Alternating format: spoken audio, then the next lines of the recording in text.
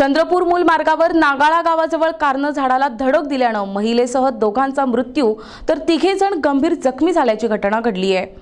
मूल चंद्रपूर मार्गावरील नागाळा गावाजवळ सोलापूरवरून गडचिरोलीला जात असलेल्या होंडा ब्रिजा या गाडीच्या वाहकाचं नियंत्रण सुटल्यानं रोडच्या कडेला जाऊन झाडाला धडक दिल्यानं आकांक्षा माळी जागीच ठार झाल्या, तर पवन नन्नावरे यांचा उपचारादरम्यान मृत्यू झाला, तर अंश माळी, सागर शिंदे, नितीन वाढई हे गंभीर जखमी झाले।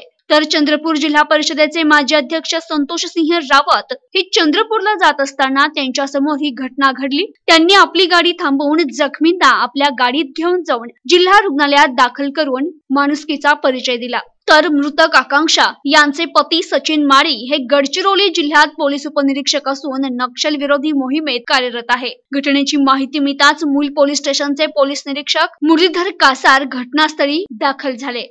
तर जवळपास 11:15 दरम्यान केसलागडच्या समोर एक टर्निंग आहे। त्या टर्निंगवर एक म्हणजे टर्निंगच्या समोर जवळजवळ आम्ही पोहोचलो। आमच्या समोर श्री माननीय संतोष भाऊ रावत जिल्हा परिषद माजी अध्यक्ष त्यांनी आमच्या गाडीला क्रॉस करून ते समोर होते, आम्ही त्यांच्या मागेच होतो।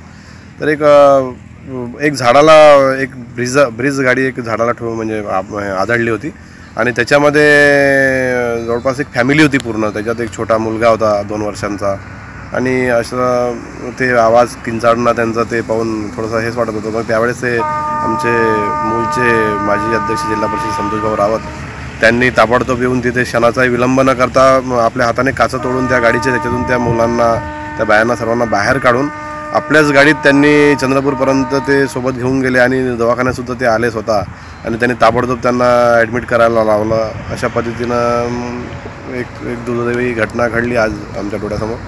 प्रतिनिधी सतीश अकुलवार, NTV न्यूज मराठी, मूल चंद्रपूर।